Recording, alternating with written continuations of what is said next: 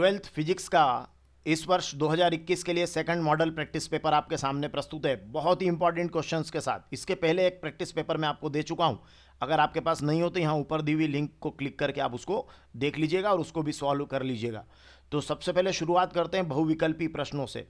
और ये जो क्वेश्चंस मैं आपको बता रहा हूँ ये रिड्यूस सिलेबस और नए ब्लूप्रिंट पर आधारित है और बहुत इंपॉर्टेंट रहेंगे परीक्षा के पॉइंट ऑफ व्यू से। तो सारे प्रैक्टिस पेपर्स को आप सॉल्व कीजिए। दूसरा पेपर है आवेश क्यू से आर दूरी पर विद्युत क्षेत्र की तीव्रता है।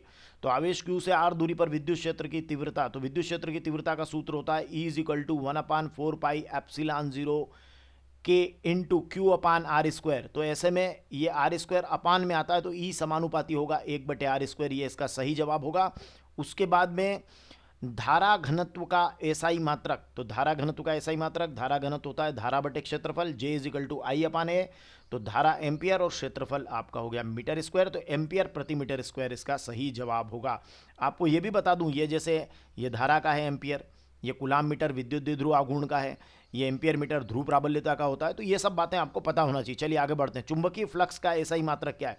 तो चुंबकीय फ्लक्स का एसआई मात्रक होता है वेबर। वेबर इसका सही जवाब है। हेनरी तो आपको पता है किसका होता है, स्वप्रेरकत्व अन्योन्य प्रेरकत्व का होता है। और वेबर प्रति मीटर स्क्वायर या न्यूटन पर एम्पियर मीटर या टेस्ला जो है वो चुंबकीय क्षेत्र या चुंबकीय क्षेत्र की तीव्रता का होता है। और एम्पियर मीटर स्क्वायर ये चुंबकीय आघूर्ण का होता है। तो यहाँ जो हमारा सही जवाब है वो है वेबर। आगे बढ़ते हैं।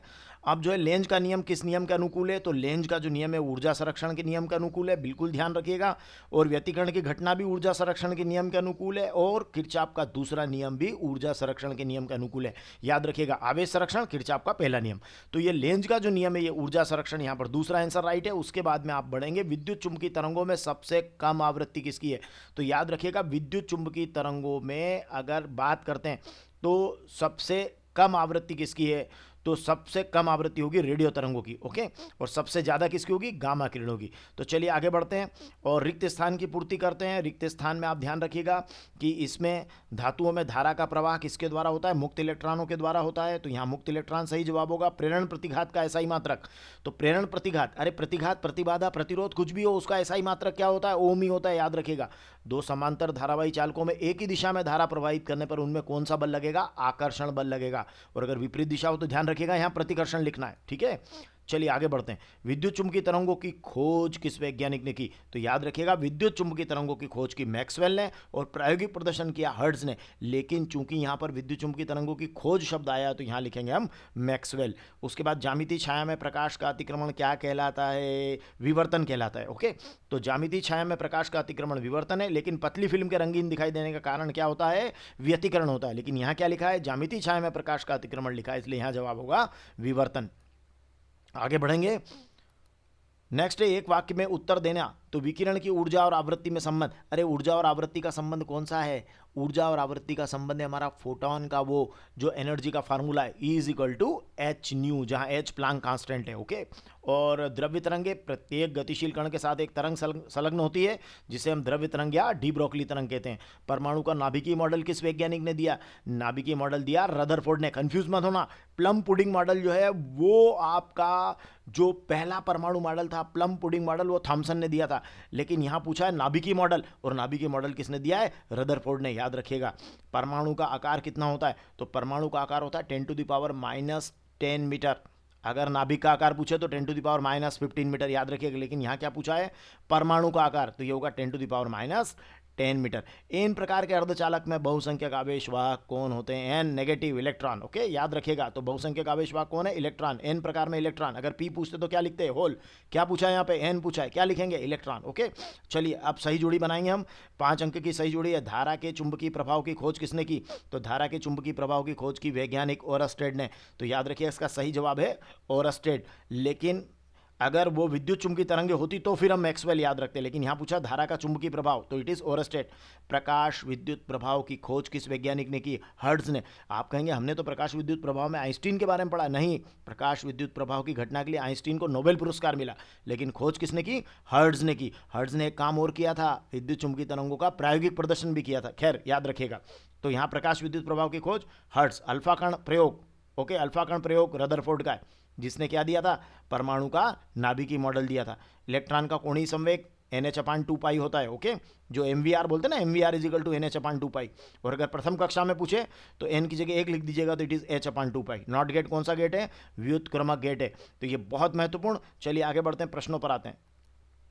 प्रश्नों में आप देखेंगे सबसे पहले हम बात करेंगे 5 से 14 तक 2 अंक के प्रश्न आएंगे, और इसके अंदर अगर आप बात करेंगे इकाई 2 से, तो प्रतिरोधकता किसे कहते हैं, अथवा किसी तार की लंबाई दुगनी करने पर प्रतिरोध पर क्या प्रभाव पड़ेगा। और इसमें ही दूसरा प्रश्न, क्योंकि 3-3 नंबर के प्रश्न इसमें 2 आ रहे हैं, तो प्राथमिक और द्वितीयक सेल में 2 अंतर या अनुगमन वेग किसे कहते हैं।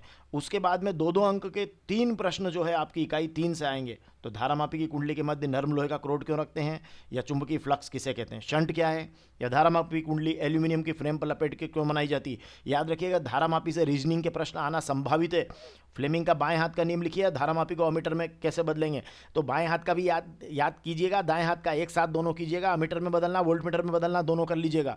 चलिए अब इकाई 4 से इसमें जो प्रश्न आने वाले हैं उसको देख लीजिए। इकाई 4 से 2 प्रश्न इसमें, स्वप्रेरण और अन्योन प्रेरण में अंतर, और या उसके अथवा में ले लेंगे हम भ्रमर धाराएं किसे कहते हैं, या उच्चाई अपचाई ट्रांसफार्मर में अंतर, और संधारित्र दिष्ट धारा को क्यों रोक देता है। एक रीजनिंग का प्रश्न भी इसके अंदर हम शामिल करेंगे। चलिए आगे बढ़ते हैं।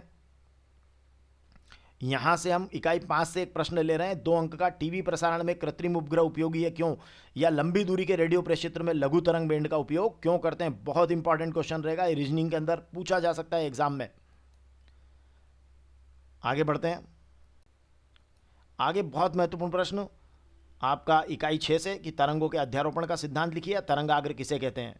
इसके बाद 2 अंक का एक प्रश्न आपका इकाई 7 से भी आएगा, जहाँ द्रव्य विकिरण की द्वैती प्रकृति, तो इसमें प्रकाश विद्युत प्रभाव किसे कहते हैं। एक काम और कीजिएगा, नियम भी याद कर लीजिएगा। द्रव्य का तरंग सिद्धांत दैनिक जीवन में दृष्टिगोचर क्यों नहीं होता है। बहुत अच्छा रीजनिंग का प्रश्न है, क्योंकि मालूम है दैनिक जीवन में द्रव्यमान ज़्यादा होता है, तो तरंग दैर्घ्य कम होने के कारण दृष्टिगोचर नहीं होता है। चलिए अब 15 से 19 तक आपके 3 अंक के प्रश्न आएंगे, और इसमें 3 अंक के प्रश्न 15 से 19 सीधे सीधे मैंने यहाँ लिख दिए हैं। एक बिंदु आवेश के कारण विद्युत क्षेत्र या विद्युत क्षेत्र रेखाओं के 3 गुण, आंतरिक प्रतिरोध क्या है, किन बातों पर डिपेंड करता है, या विभवमापी का सिद्धांत लिखिए। ठीक है, सेलों का श्रेणीक्रम समूहन कब लाभप्रद होता है, और किरचॉफ के नियम। तो यहां देखिए आप ध्यान से, तो ये इकाई 1 के प्रश्न और इकाई 2 के 2 प्रश्न हो गए। ठीक है, अब फ्रिंज चौड़ाई क्या है, इसको प्रभावित करने वाले कारक यूनिट 6, और व्यतिकरण क्या है, इसकी 3 शर्तें लिखी है। तो यूनिट 6 का क्वेश्चन है। और ये यूनिट 7 का है कि रदरफोर्ड मॉडल क्या है, इसकी कमियां लिखी है, या हाइड्रोजन की स्पेक्ट्रम की विभिन्न श्रेणियां, लाइमन, बामर, पाशन, ब्रैकेट, फुंड, और ये कौन से क्षेत्र में पाई जाती है, इनको अवश्य आप तैयार करके जाइएगा, क्योंकि ये ऑब्जेक्टिव में भी बहुत इंपॉर्टेंट है। तो चलिए आगे बढ़ते हैं। अब लेते हैं हम 5 अंक के प्रश्न। तो 5 अंक में हमारा जो यूनिट 1 में जो हमारा पहला क्वेश्चन होगा, देखिए आप ध्यान रखिएगा, अगर आप पूरे कोर्स के यूनिट वाइज अगर आप आंसर्स देखना चाहते हैं, तो मैं यहाँ पर अभी आपको एक लिंक दे रहा हूँ, आप पूरे 12th के सारे कोर्स को इस चैनल पर देख सकेंगे। इस लिंक को आप क्लिक कर लीजिएगा तो आपको हो जाएगा वो। चलिए आगे बढ़ते हैं। अब प्रश्न क्रमांक 20 से 22 तक 5 अंक में, अक्षीय स्थिति में विद्युत क्षेत्र की तीव्रता मैंने यहाँ रखा है, और समांतर प्लेट संधारित्र रखा है। पहले पेपर में मैंने गॉस प्रमेय रखा था, और संधारित्रों का श्रेणी और समांतर क्रम समूहन रखा था। तो याद रखिएगा, बहुत इंपॉर्टेंट है। और 21वां प्रश्न जो आपका रहेगा वो यूनिट 4 से रहेगा, ये यूनिट 1 से था। ओके, यूनिट 4 मतलब आपका प्रेरण और प्रत्यावर्ती धारा। तो ट्रांसफार्मर क्या है, इसका सिद्धांत या लेंज का नियम बताइए, और ऊर्जा संरक्षण के नियम का अनुकूल है समझाइए। और उसके बाद मैंने लास्ट यूनिट जो हमारी 9वीं यूनिट है उससे क्वेश्चन लिया है, अर्धतरंग दिष्टकारी की कार्यविधि, और सार्वत्रिक गेट कौन कौन से हैं, नॉर गेट और नैंड गेट, इनकी संकेत सत्यता सारणी और बुलियन समीकरण बनाना बहुत इंपॉर्टेंट है। Thank you.